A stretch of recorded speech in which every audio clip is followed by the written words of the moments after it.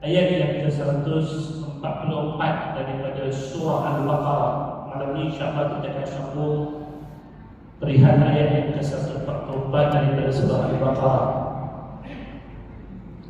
Terlebih dahulu rakamkan ucapan takziah dan juga kita doakan mudah-mudahan salah seorang daripada jemaah. Jangan-jangan saya sebut nama, tapi yang mana saya sudah lihat depan saya, kalau dia tak dia, saya terasa sakit sangat. Ada seorang haji yang selalu depan saya ni, tapi untuk tempoh sebulan 2 ni dia dah tak kelihatan bersama-sama dengan kita. Baru saya ketahui beliau telah mula jatuh sakit, dan akhirnya baru-baru dia mungkin dalam sebulan ataupun seminggu 2 ni saya dimaklumkan beliau telah kembali ke rahmatullah Tuan Haji Kamaluddin. Yang sering memang duduk sini lah, kalau kuliah memang tak ada tempat lain, memang duduk sini 3 orang ni. Inilah geng yang bertiga dan nantinya tinggal berdua. Kepada siapa yang pergi dulu, Wallahualam. Tak ada saya pergi dulu. Tapi kita sebutkan orang-orang dengan kebaikan ini, mudah-mudahan ia menjadi pelajaran kepada kita. Bagaimana kita nak diri kita setelah daripada ketiadaan nanti. Mudah-mudahan Allah menyebutkan kepada diri kita disebutkan dengan kebaikan, bukan niat itu untuk menunjuk lidah. Tapi kita berharap seperti mana yang telah disebutkan oleh baginda Nabi SAW satu ketika bila mana lalu seseorang jenazah di hadapan manusia, maka pada ketika itu masing-masing memperkatakan tentang kebaikan dirinya. Maka Nabi sebutkan wajib baginya. Bila berlaku untuk jenazah yang lain, Nabi kata wajib bagi dirinya. 2 kali disebutkan bagi 2 jenazah yang berbeza. Satu yang disebutkan oleh orang ramai dengan kebaikan diri dia. Maka yang kedua disebutkan tentang keburukan dirinya. Maka ditanyakan kepada Nabi apa yang wajib. Nabi sebutkan seandainya disaksikan oleh manusia kebanyakannya kebaikan diri dia, mudah-mudahan wajib baginya syurga Allah Subhanahu wa taala. Sebab kita tahu manusia nak berpura-pura buat baik dengan semua orang bukan senang. Kat sini mungkin dia boleh buat baik, di tempat lain dia tak mampu untuk menutup keburukan diri dia. Tapi kalau semua tempat manusia menyebutkan dengan kebaikan, biasanya orang itu adalah orang yang baik. Manakala kalau orang menyebutkan tentang keburukan dirinya, umumnya di mana-mana tempat orang menyebutkan tentang keburukan dirinya, walaupun hakikat sebenar bagi kedua manusia ini dia berada dalam pengetahuan Allah Subhanahu wa taala dan kebiasaan. Macam disebutkan tadi, orang nak buat baik pun dia bukan boleh berpura-pura di semua tempat. Ada tempat yang tak mampu untuk kawal kebiasaan diri kalau dia buruk. Macam tu juga orang-orang yang buruk, kalaupun dia cuba berpura-pura baik di sebahagian tempat, pasti dia juga akan terbongkar keburukan yang tempat yang lain. Tapi kalau manusia menyebutkan kita dengan kebaikan, mudah-mudahan itulah yang seperti mana yang telah disebutkan, dan kita doakan mudah-mudahan orang yang baik ini Allah tempatkan dalam surga Allah. Manakala mereka yang tidak ada keburukan, mudah-mudahan Allah mengampuni diri mereka. Jadi saya sebutkan dalam 3 menit so, dalam tempoh sebulan ini lah, daripada pengajian ini yang lepas sampailah kepada pengajian ini yang baru ini, saya dipahamkan beliau dalam meninggal dunia. Maka saya sebutkan nama beliau dengan kebaikan, agar tuan-tuan juga tetap mengingati diri beliau dan mendoakan kebaikan diri beliau atas apa yang saya kenal akhirnya pada saat ini seperti itu. Tuan-tuan yang dirahmati Allah, malam ini kita nak sambung ayat 144, tapi kenapa Ustaz buka ayat 143? Kita nak flashback sikit daripada apa yang kita ceritakan berkenaan tentang isu pertukaran kiblat yang telah berlaku zaman Nabi SAW. Bagaimana Allah jadikan Nabi Muhammad dan umatnya umat yang terbaik. Kenapa mereka boleh jadi umat yang terbaik? Sebab umat Nabi Muhammad adalah merupakan umat yang tak kala mana Allah memerintahkan mereka dengan satu perintah. Mereka tak seperti mana umat yang terdahulu yang terlalu banyak songih.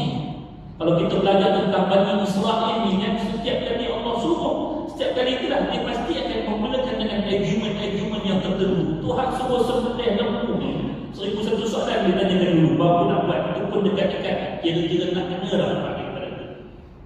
Maka mereka tak ada pilihan, barulah buat.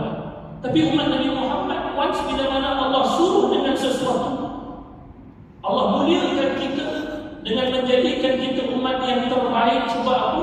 Sebab umat Nabi Muhammad ini dikenali sebagai umat Kalaupun ada, ia bukan daripada tabiat kebanyakan, ia mungkin kumpulan-kumpulan yang terpencil. Umat Nabi Muhammad ini dikenali sebagai umat yang taat. Dan daripada ketaatan kita inilah yang akhirnya kita akan menjadi saksi-saksi bagi umat-umat yang lain kebaikan dan keburukan mereka. Kita menyebutkan keburukan umat yang dahulu bukan kita nak mengangkat kebaikan diri kita, tapi kita nak berikan pelajaran kepada semua. Alangkah beruntungnya kalau kalian menjadi umat yang taat terhadap perintah Allah dan perintah Rasulnya, maka kalian akan beroleh kebaikan seperti mana yang kami perolehi pada hari ini. Sebab urusan pertukaran kiblat, satu ketika dahulu kalau orang kata alah takat tukar kiblat adalah sangat. Tapi urusan pertukaran kiblat pada zaman Nabi, ia bukan semata-mata urusan pertukaran kiblat. Dalam ayat ini jelas Allah jadikan urusan pertukaran kiblat itu adalah satu urusan bagi mengukur keimanan manusia. Illa lina'lama man yattabi'ur rasula mimman yanqalibu 'ala 'aqibaihi. Untuk Tuhan tahu siapa yang betul-betul akan ikut arahan Rasul, siapa yang akan berpaling. Dan Allah sendiri telah menyatakan urusan tukar kiblat ini, wa innaha lakabiratun wa in kanat lakabiratun illa 'ala alladhina hada Allah. Nak boleh ikut arahan tukar daripada Masjid Al-Aqsa sampai tukar ke arah Masjidil Haram, ianya takkan dapat diperbuat oleh manusia melainkan orang yang telah dikurniakan hidayah oleh Allah pada diri mereka. Maka pada malam ini kita nak lihat apa sebenarnya cerita berkenaan tentang pertukaran kiblat, yang mana kita telah dahulukan cerita selepas daripada berlakunya pertukaran kiblat berbanding dengan asal ceritanya. Asal cerita pertukaran kiblat adalah bermula ayat ini, ayat 144. Turutan ayat Al-Quran kadang-kadang dia tidak seperti mana turutan penurunan. Ada yang didahulukan, ada yang dikemudiankan. Macam mana kita nak tahu, Ustaz? Di sebalik setiap daripada ayat-ayat yang bersebab penurunannya pasti ada cerita. Maka disitulah kita tahu mana ayat dahulu, mana ayat kemudian. Ayat 144 ini adalah pendahulu bagi cerita pertukaran kiblat. Barulah ayat yang ke 142 yang lalu Allah turunkan setelah berlakunya pertukaran kiblat dan pengiktirafan Allah terhadap ketaatan manusia datang selepas daripadanya. Kenapa Ustaz macam tunggang terbalik? Tak, bukan tunggang terbalik. Setiap ayat itu Allah plotkan sesuai dengan penciptaannya. Macam kita katalah, kalau kita lihat sebahagian daripada drama-drama yang best ni, kalau cerita itu lurus je, orang dah boleh anggap apa dia punya cerita-cerita dia. Tapi ada setengah cerita yang orang kata cerita ni best lah. Kenapa? Dia plot twist. Cerita apa yang telah berlaku, barulah digunakan flashback bagi apa yang sebenarnya asal daripada dia berlaku. Orang kata cerita ni baru best, dia ada plot twist, ada tukar.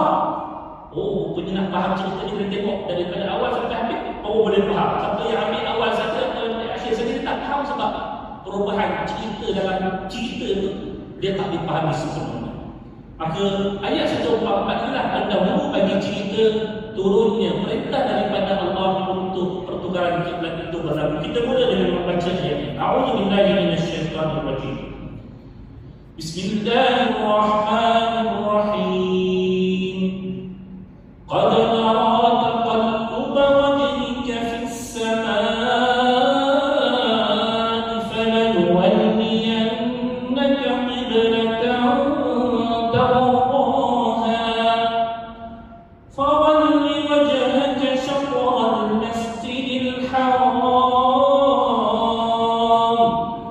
wa haythu ma kuntum fawallu wujuhakum shatrahu wa innal ladhina utul kitaba la ya'lamuna annahu al-haqqu min rabbihim wa ma Allahu bighafilin 'amma ta'malun. Ini mula ceritanya, kata Allah, kerap kali kami melihat engkau wahai Muhammad berulang-ulang menghadap ke langit, maka kami benarkan engkau berpaling menghadap kiblat yang engkau sukai. Oleh itu palingkanlah muka-muka arah Masjidil Haram, tempat letaknya Ka'bah. Dan di mana sahaja kamu berada, maka hadapkanlah muka kamu ke arahnya. Dan sesungguhnya orang-orang Yahudi dan Nasrani yang telah diberikan kitab, mereka mengetahui bahawa perkara berkiblat ke arah Kaabah itu ianya merupakan perintah yang benar daripada Tuhan mereka. Dan Allah tidak sesekali lalaikan apa yang mereka kerjakan. Ketiga kali mengerjakan.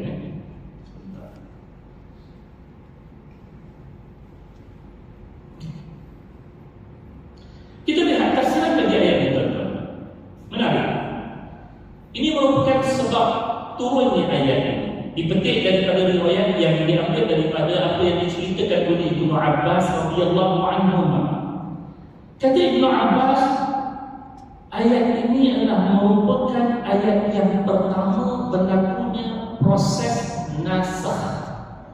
Kalau kita belajar juzuk yang pertama tempoh hari, satu ayat daripada juzuk pertama yang Allah sebutkan, ma nansakh min ayatin aw nunsiha na'ti bi khairin minha aw mithliha alam ta'lam anna Allah 'ala kulli syai'in qadir. Kata Allah, kami tidak menasakhkan satu ayat daripada ayat Al-Quran, melainkan kami akan datangkan sesuatu yang diletakkan kemudian daripada ayat yang dinasahkan itu, ianya lebih baik daripada apa yang dinasahkan, ataupun sekurang-kurangnya sama. Tidakkah kalian mengetahui bahawasanya Allah itu terhadap segala sesuatu maha kuasa? Kita dah pernah bincang apa itu nasakh, bagaimana perkara tersebut berlaku, apa yang diharuskan berlakunya nasakh pada, dan apa yang jadi nasih penasakh baginya, dan apa yang dinasahkan ke atasnya. Semua benda ini kita dah ceritakan daripada firman Allah tersebut. Kalau kita buka dalam surah Al-Baqarah, kita kena baca daripada ayat nuzul yang pertama, surah yang kedua ni, ayat yang ke-106. Tetap buka balik catatan yang mencatat ayat 106, apa yang saya kongsikan daripada nota yang pertama. Maka ayat yang pertama, kata Ibnu Abbas, berlaku proses penasakhan. Penasakhan yang kedua, Allah gantikan sesuatu hukum ataupun sesuatu ayat dengan ayat yang lain. Apa yang pertama berlaku? Ini, iaitulah proses pertukaran kiblat.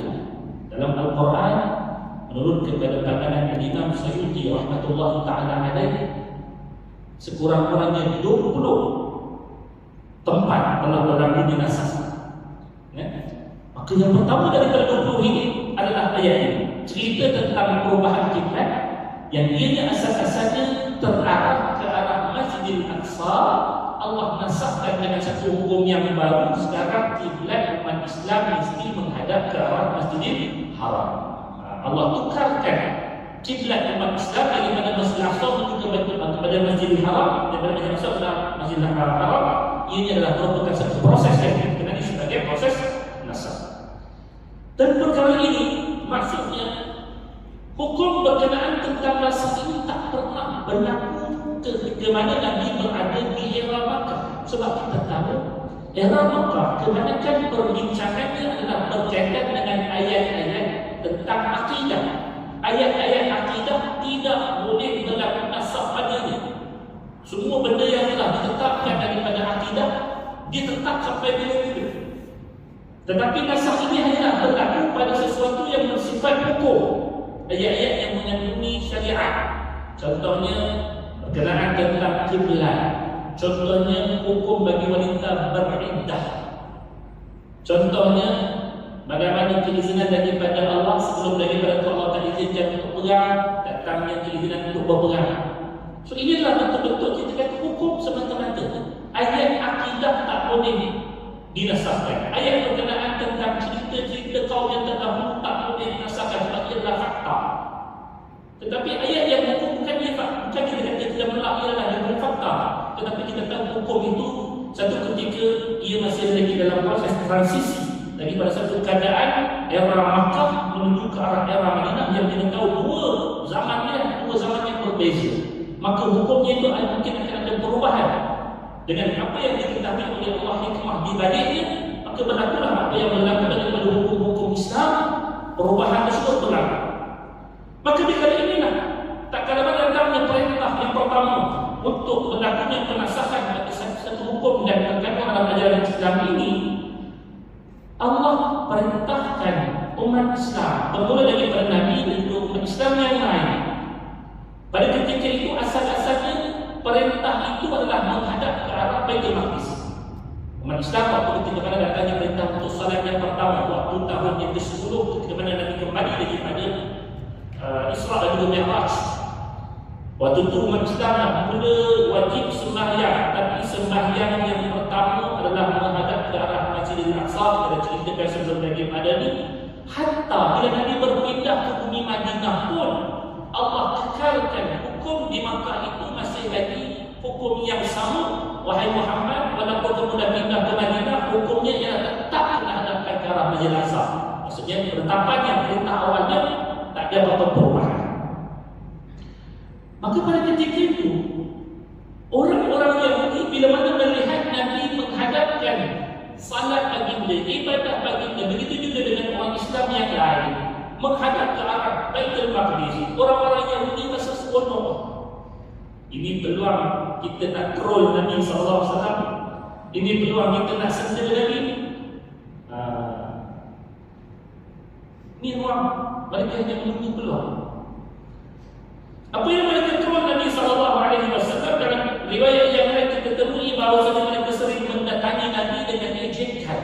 Apa ejek mereka kepada Rasulullah? Ya Muhammad, kamu kata agama yang kamu bawa ini berbeza daripada apa yang ada di sisi kami, daripada agama kami yang Yahudi dan Nasrani. Tetapi kenapa pada ibadah terpenting kamu yang namanya sembahyang, nampaknya elemen yang diatur sembahyang itu menghadap ke arah kiblat itu, ianya tetap sama macam kamu sembahyang arah Masjid Aqsa, kami pun beribadah ke arah Masjid Aqsa. Apa beza kami dengan kamu? Sama saja. Dan itu apa nak bawa datang agama baru? Tiap-tiap hari dia pelanggan Nabi macam tu. Bukan sekejap, dalam riwayat dia sebut 16 bulan. Tuan-tuan, kalau orang pelanggan kita tiap-tiap hari asyik dia troll dia. Sama sekali ni troll bahasa dia. Asyik nak kena kita je. Saya tu 16 bulan. 1 minggu cukup. Tiap-tiap orang jumpa kita asyik nak ejek kita, cerita sindir kita. 2 minggu lepas tu kita tak ada. Takut tak keluar rumah lah. Betul-betul tertekan dengan troll manusia. Tapi Nabi dengan troll sebegini 16 bulan Nabi bertahan. Apa yang Nabi boleh buat? Nabi hanya boleh memandang ke arah lagi, mengharapkan kefahaman daripada sisi Allah. Walaupun pada ketika itu Allah tahu apa yang ada dalam hati Nabi SAW. Nabi rasa senang sangat kalau Allah menukarkan kiblat itu ke arah Masjidil Haram. Dalam hati Nabi itu ada keinginan yang Nabi sembunyikan. Masalah apa? Sebab Nabi manusia yang taat. Macam tuan-tuan lah, ada ni ada sini tak buka puasa kat belakang ada lagi, kita pasti dah akhir lagi ada aktiviti buka puasa kat belakang macam sebelum lagi pada ni. Bila buka puasa ramai-ramai itu kita faham lah, ada kadang-kadang kepada jauh daripada kita. Orang yang duduk jauh tu, kita duduk perhati depan tu ada checkmate molek, depan tu ada cucuk badak, kita suka checkmate molek. Tapi kawan tu bila mana dia suruh pada kita, dia akan cucuk badak, dia suruh kita takkan tolak. Tak kawan tu lagi cucuk badak, takkan dia kata saya tak suka cucuk badak, saya suka checkmate molek, boleh tak lagi checkmate molek. Tapi kalau kita kata kita jadi orang yang bermarwah, kita takkan minta apa yang sebalik daripada apa yang disuruhkan, apa yang orang suruh kita makan. Tapi dalam hati tu tengok orang tenung je. Kalau lah dia suruh checkmate molek tu lah kawan, hati tu dah minta, tapi nak cakap tak gamak. Pasal apa? Nabi SAW dalam hati bagi kita, kecenderungan hati bagi kita terhadap Mekah tu ada. Tapi nak sebut, ya Allah, boleh tak tolong pindahkan daripada arah Masjid Aqsa ke arah Masjid Haram? Nabi tak gamak. Sebab apa? Nabi manusia yang paling patuh pada Allah. Allah kata kekalkan kiblat kamu di Mekah walaupun kamu dah berada di Madinah. Kekalkan ke arah Masjid Aqsa. Nabi tutup mulut, tak cakap sepatah apa. Itu taat dengan kita baru kena sikit perintah-perintah tertentu daripada Allah, mulut bebas. Buat tapi mulut bebas. Nak pula bagi orang lelaki yang selain Jumaat kan? Contohnya dalam musim panas, ujunglah kita ada ikon contohnya. Tapi mulut tu ngomong ni semua buat. Nabi datang perintah Allah, Nabi taat, senang dia yang buat. Tapi tapi dalam hati itu tersimpan sesuatu yang Allah Maha mengetahui. Maka oleh kerana itulah dalam tatapan Nabi ke arah langit, walaupun mulut baginda diam membisu, tapi dalam hati itu ada doa yang diselitkan, memohon kepada Allah sambil menadahkan wajahnya ke langit. Ini antara adab-adab kita bila kita berdoa. Boleh doa duduk ke bawah, boleh, tetapi kalau kita nak ikut cara Nabi berdoa, Nabi berdoa dalam banyak-banyak keadaan, Nabi akan angkat tangan dan baginda akan memandang ke langit. Ini antara adab-adab. Sama ada doa dalam keadaan diam ataupun doa dalam keadaan bersuara, yang terbaik adalah mengangkat wajah kita ke langit. Inilah juga buat pergi ke bumi Arafah ketika mana kita buat ibadah haji. Ustaz-ustaz Abu Haji kan pesan kalau boleh pergilah di luar daripada kemah dia mana muka kita pun menghadap ke langit, angkat tangan tinggi-tinggi semampu yang boleh. Kalau boleh seperti pada Nabi angkat tangan, Nabi angkat sampai ternampak ketiak Nabi. Tangan yang belakang ni nak kata tingginya dia angkat seolah terbalik. Tangan yang di depan ni, tangan yang permukaan telapak tangan ni terbalik belakang, sebab kan belakang dia Nabi sengaja mengadakan indah, tapi sebab tingginya tangan yang dia angkat tersebut.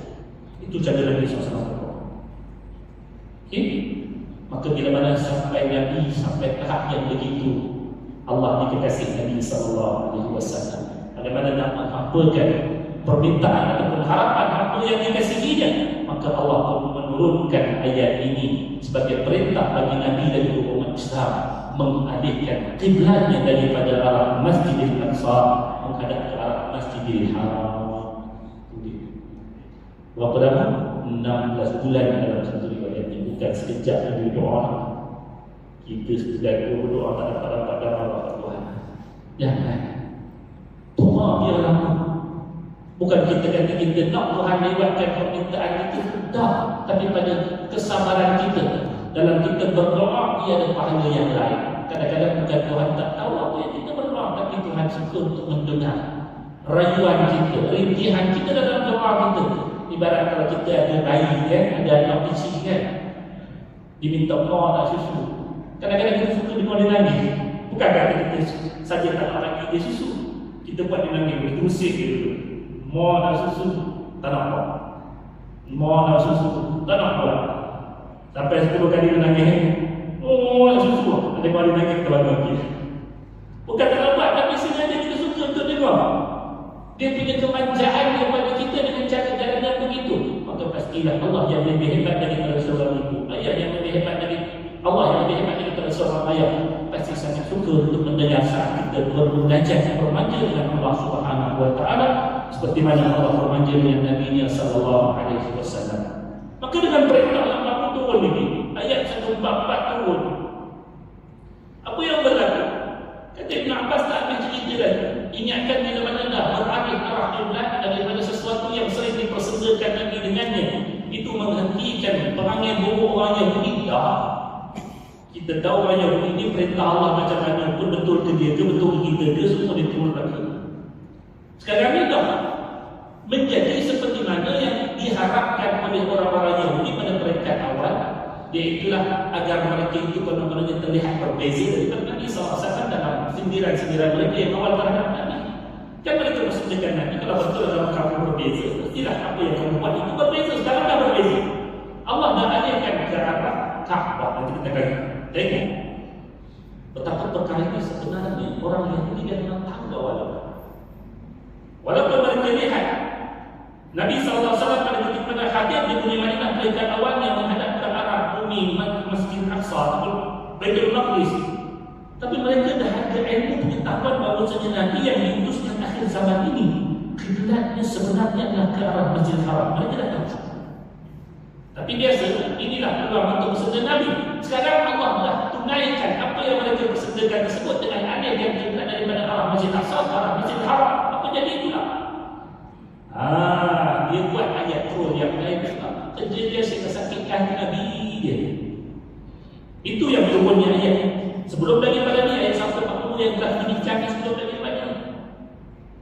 Allah kata saya subahan minan nasi ma wallahu an qiblatihim allati kanu 'alaiha. Persoalan Nabi. Tadi kamu baru turun Nabi kata kenapa sama tempat ibadat kita?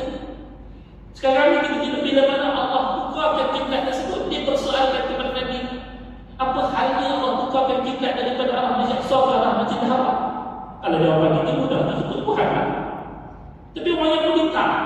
Seolah-olah masjid Baitul Maqdis itu, Baitul Aqsa, Baitul Maqdis itu ada something wrong di sana sampai Allah tekarkan. Adakah kerana perkataan-perkataan Nabi terhadap kamu yang menyebabkan Allah bukakan hal tersebut supaya menghentikan segala ejekan-ejekan orang Yahudi? Ini kita akan tengok juga bahawasanya apa yang diejek itu sebenarnya ia bukan isu yang besar. Bahkan Nabi telah mengalami ejekan yang lebih dahsyat daripada ejekan orang Yahudi di bumi Makkah. Yang kita tahu bumi Makkah ini waktu Nabi tidak ada kuasa. Bumi Madinah waktu Nabi ada kuasa. Pastilah ejekan yang Nabi terima di bumi Makkah dalam keadaan Nabi dihimpit dengan tekanan lebih teruk daripada keadaan Nabi yang pada ketika itu merupakan pemerintah di bumi Madinah. Takkan ejek itu Nabi tak ada apa-apa. Tapi dia adalah urusan yang lain dan perhatikan sebenarnya. Maka inilah cerita awal berkenaan tentang cerita di balik turunnya ayat 144 ini. Maka bila mana Allah Subhanahu wa taala telah melihat kelakuan Nabi yang mengadahkan wajahnya ke langit, menyimpan doa di balik jiwanya, maka Allah kata falanuwalliyannaka qiblatan tardaha, kami telah memalingkan akan kiblat kamu itu ke arah tempat yang engkau sukai, engkau redai akannya, ialah bumi Makkah. Bumi Makkah adalah salah satu daripada bumi kecintaan Nabi sallallahu alaihi wasallam. Dan kita tahu bumi Makkah ini seperti mana yang telah disebutkan dalam beberapa hadis, antaranya kata Nabi sallallahu alaihi wasallam, Allahumma habbibna al-Madinah ka hubbina li Makkah al-ashad. Ya Allah, ya Tuhan kami, tolonglah jadikanlah kecintaan kami ke bumi Madinah ini seperti mana cintanya kami kepada bumi Mekah. Maksudnya bumi Mekah adalah bumi yang dicintai oleh Nabi, tapi Nabi mintakan untuk bumi Madinah ini, Allah jadikan kecintaan kami buat bumi Madinah ini ianya seperti kecintaan kami kepada bumi Mekah, ataupun ianya lebih hebat daripada cinta kami terhadap bumi Mekah. Itu doa Nabi SAW menunjukkan Nabi sangat-sangat mencintai bumi Mekah. Dalam hadis yang lain dia kata, kalaulah bukan kerana kau aku mengeluarkan aku, maka aku takkan keluar daripada kamu. Ini ratapan daripada Nabi menunjukkan betapa Nabi sangat-sangat sayangkan bumi Mekah. Nabi tak sanggup untuk keluar daripada bumi Mekah kalau bukan disebabkan kaumnya yang telah menghambat Nabi keluar daripada tempat itu. Cinta yang Nabi terhadap bumi Mekah. Maka Allah menunjukkan dalam ayat tersebut, Allah kata fawalli wajhaka syatral masjidil haram. Ayat ataupun potongan ayat ini kata Imam Syafi'i rahmatullahi ta'ala alaihi, yang Tuhan kata hadapkanlah wajahmu ke arah Masjidil Haram, ia bermaksud iaitulah memandangkan Kaabah itu sendiri. Ini pandangan Imam Syafi'i. Imam Syafi'i kata bila mana kita berdiri untuk mendirikan akan salat, pandangan kita itu untuk ketika mana kita nak melihat ketepatan kiblat itu, mata kita terus pandang ke arah Kaabah tersebut. Kerana apa? Sebab Imam Syafi'i kita tahu insan yang dilahirkan di bumi Mekah, Kaabah itu ibaratnya depan mata itu. Walaupun kesudahannya kita tahu Imam Syafi'i berhijrah ke bumi Arab, seterusnya berada di bumi Mesir, tapi dekatnya Imam Syafi'i dengan bumi Mekah itu adalah satu keadaan yang biasa. Dia sebutkan dulu di Mekah tak nampak Kaabah itu boleh. Tetapi pandangan daripada meneliti para ulama yang lain disebutkan hawali wajhaka syatral masjidil haram, hadapkanlah wajah kamu itu ke arah Masjidil Haram, berarti ia bukan memandang, tetapi cukup dengan menghadapkan arah kedudukan bahagian hadapan diri kita ini ke arah Masjidil Haram, itu sudah berpada. Walaupun waktu kita dapat melihat Kaabah itu sendiri, macam kita berada di Pulau Indah sekarang, ada nampak Kaabah, ada ustaz kat mana? Ustaz Jarrah, sejarah di Kaabah itu lain sedikit, itu gambar, bukan kentut. Tapi kita tahu kiblat yang sedang kita hadapkan selama ini, ianya adalah menghadap keseluruhan tubuh kita, baikkan hadapan ini ke arah Masjidil Haram, walaupun kita tak nampak Kaabah yang real di hadapan kita. Dan ini diperkuatkan, pandangan ini diperkuatkan dalam hadis yang lain. Nabi SAW menyatakan dalam hadis yang diriwayatkan oleh Imam Tirmidzi rahmatullahi taala alaih daripada Abi Hurairah radhiyallahu taala anhu, kata Nabi, qala Rasulullah sallallahu alaihi wasallam, ma baina al-masyriq wal maghrib qiblah. Apa yang berada di antara timur dan juga barat, di sana terdapat kiblat. Apa maksud hadis ini? Kalau kita lihat dalam kitab Tuhfatul Ahwadi, Syarah bagi hadis ini disebutkan iaitulah ada beberapa pandangan para ulama terhadapnya. Satu yang disebutkan ia adalah merupakan kiblat bagi orang yang berada di bumi Madinah, iaitulah Madinah. Ia berada di bahagian utara bumi Mekah, dan Mekah itu berada di bahagian selatan bumi Madinah. So bila mana orang-orang yang berada di bahagian bumi Madinah ni, kalau dia berada di timur Madinah, dia tetap menghadap ke arah Mekah. Orang yang berada di barat Madinah pun tetap kena menghadap ke arah Mekah. Dia berada di bahagian selatan secara umumnya, tetapi hadap mereka itu mesti menuju ke arah bumi Mekah. Ini satu daripada pandangan para ulama berkenaan tentang hadis ini. Selain daripada disebutkan pandangan yang keduanya, itulah di mana sahaja manusia itu berada, tak kira lah orang Madinah atau orang yang lain itu, kita yang menghadap ke arah Mekah hari ini, kita ni disebutkan sebagai orang timur. Kan? Kita ni dalam peta dunia kita disebutkan sebagai orang timur. Siapa yang berada di bumi Amerika, mereka berada di barat. So apa yang menghubungkan di antara timur dan barat ini, tak kira di mana sahaja mereka berada, mereka tetap kena menghadapkan kiblat mereka itu ke arah Masjidil Haram. Dan tak kena mana datangnya perintah daripada Allah Ta'ala ini.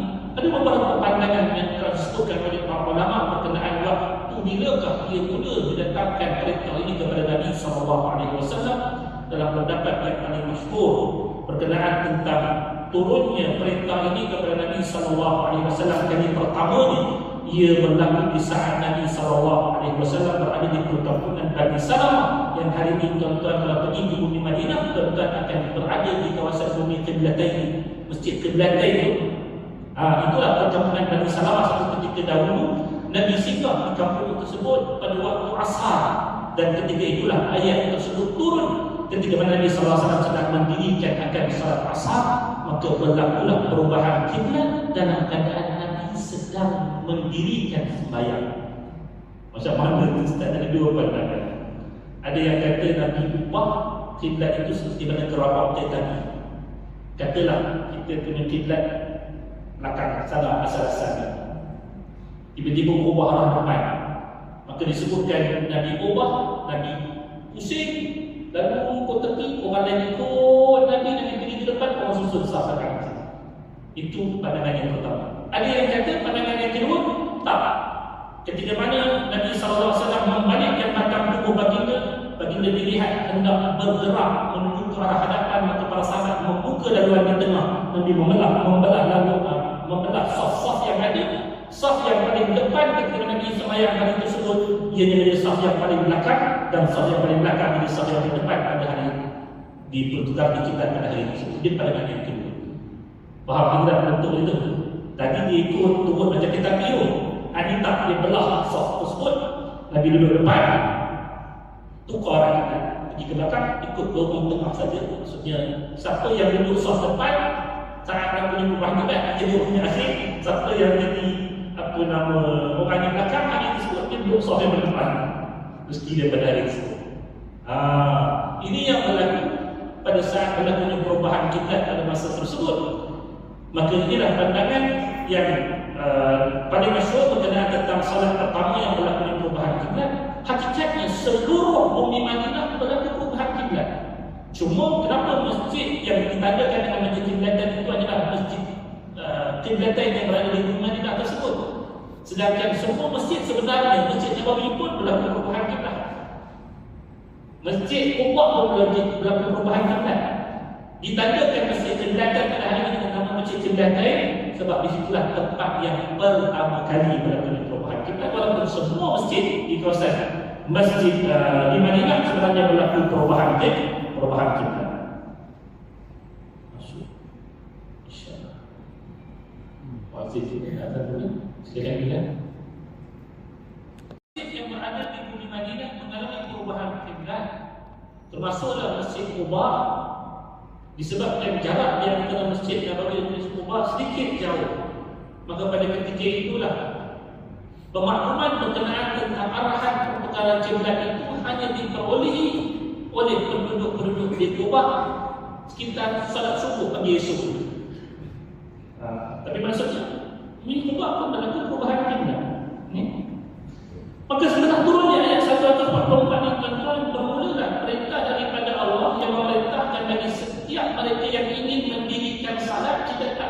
pilihan yang lain, kita mestilah menghadapkan diri ke arah Kaabah dari mana-mana pun seseorang itu berada. Tak kira lah sama ada dia berada di bahagian timur ke utara ke selatan ke barat, dia mesti menghadap ke arah Kaabah. Dan Allah tidak memberikan pengecualian sedikit pun kepada sesiapa untuk berpaling daripada arah tersebut tadi. Oh, saya ni orang yang terhormat, ke saya sembahyang ke suku saya. Dari asalkan awak orang Islam, kiblat kita tetap sama. Saya orang Arab, kiblat kami arah lain, atau orang Melayu menghadap ke arah lain. Ada yang mencari pasal. Ada siapa-siapa yang tak tahu, cuba mengubah arah kiblat ini cepat-cepat mengadu pada cari isi angkat siasat. Ini cuba nak menimbulkan umat Islam. Tak tahu. Ini adalah perintah yang asas. Tetapi di sana ada beberapa pengecualian yang diberikan untuk keadaan-keadaan tertentu. Antaranya seperti mana yang saya pernah berkongsi dengan tuan-tuan, bagi orang yang musafir, musafir boleh kita sembahyang arah mana? Tak. Orang yang bermusafir atas kenderaan, bila mana mereka nak sembahyang sunat, itu sahaja yang boleh mereka menghadap ke arah kenderaan mereka. Contohnya, tuan-tuan naik bas pukul 7.30 pagi, nak sampai ke stall lebih 12.30, pukul 12 baru sampai. Tuan-tuan kata, takut tak sempat nak sembahyang duha, nanti saya nak sembahyang duha dah. Boleh ambil duduk siap-siap. Tuan-tuan duduk atas tempat duduk tuan-tuan tak boleh sembahyang duha atas menghadap ke arah bas tu bergerak arah mana, tak kira lah dia menghadap arah kiblat mana je. Tuan-tuan boleh sembahyang sunat begitu. Asalkan atas kenderaan untuk sembahyang sunat, ia tidak strik seperti mana kita sembahyang fardu. Sembahyang sunat, kalau kita berada di atas kenderaan, maka kita boleh menghadap ke arah kenderaan kita sedang bergerak. Kecuali hati kita waktu kita takbir tersebut, hati kita itu mestilah kita fokuskan ke arah kiblat dalam hati kita. Maksudnya niat kita tersebut, aku sedang menghadap ke arah kiblat yang mana Mekah, di mana saja pun arah kiblat itu sekarang, untuk sembahyang sunat sahaja, bukan sembahyang fardu.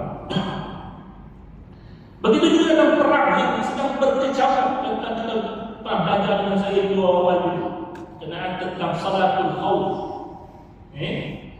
Wasbukan dalam suatu misal, "Wa kunta fihim fa aqamta lahumus salat." Kaedah-kaedah dalam sembahyang waktu kita perang.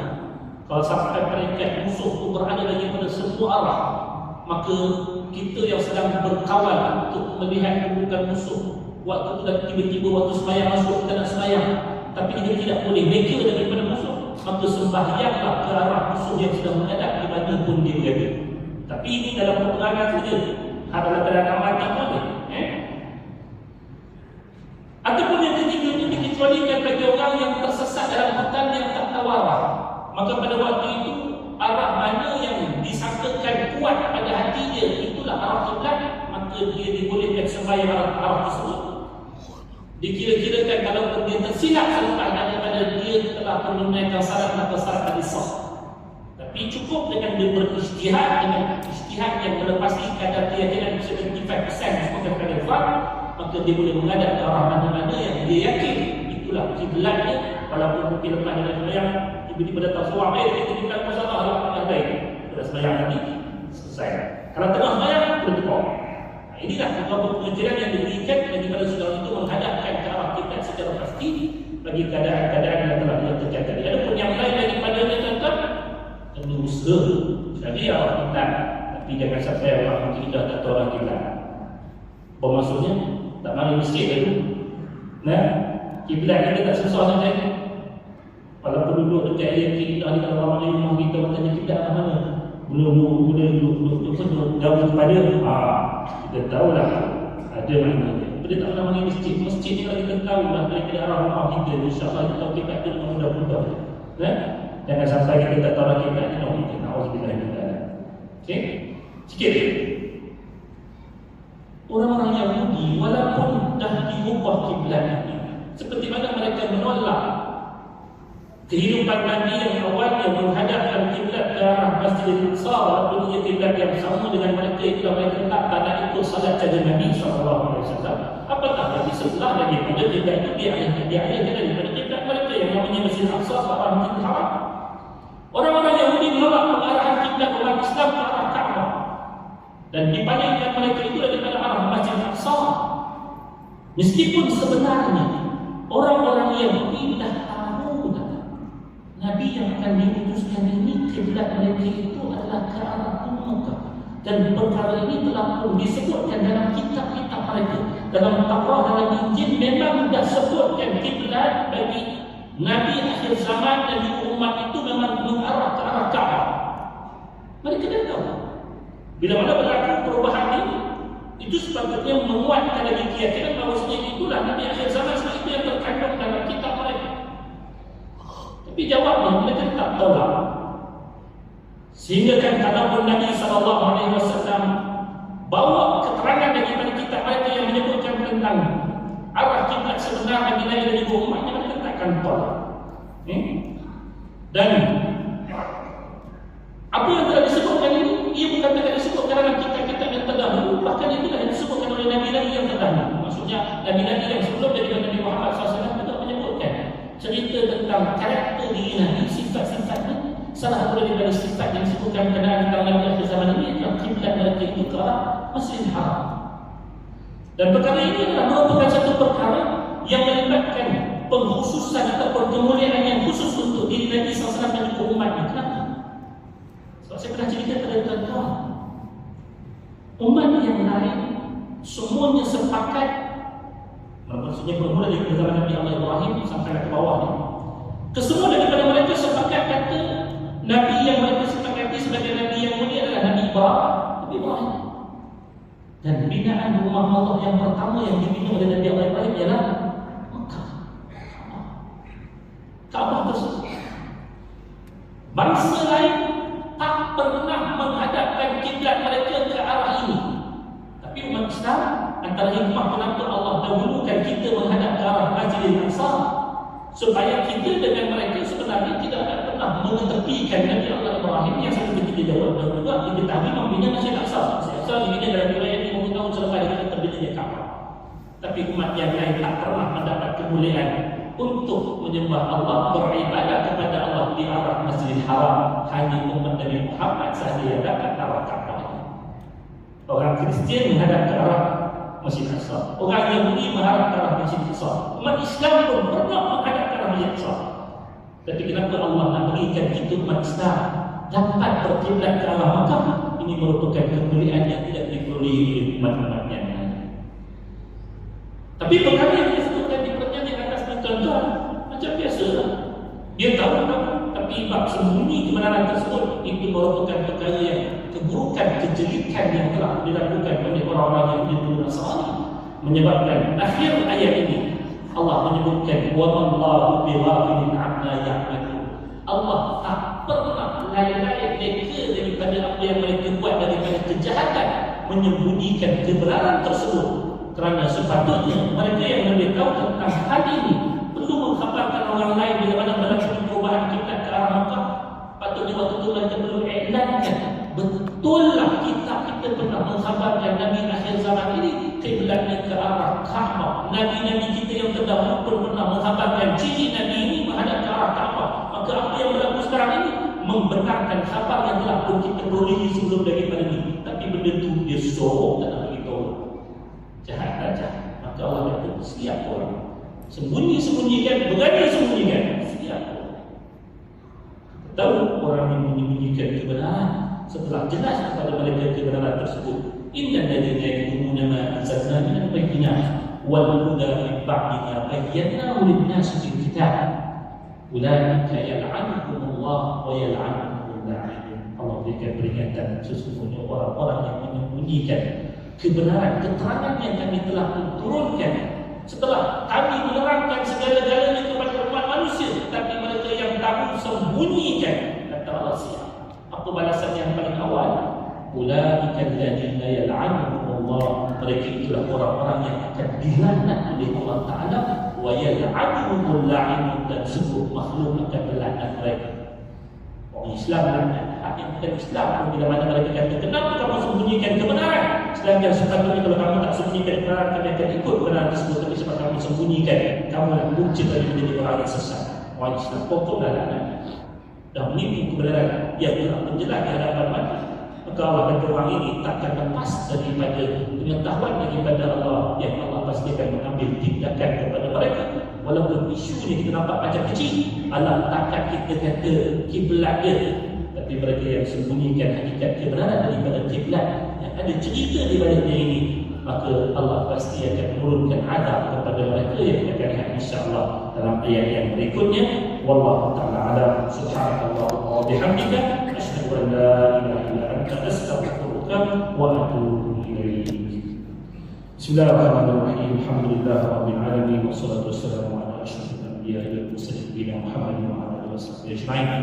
Allahumma anfa'na bima 'allamtana wa 'allimna ma yanfa'una. Allahumma zidna 'ilma warzuqna fahma. Allahumma rabbana atina fid dunya hasanah wa fil akhirati hasanah wa qina adzaban nar.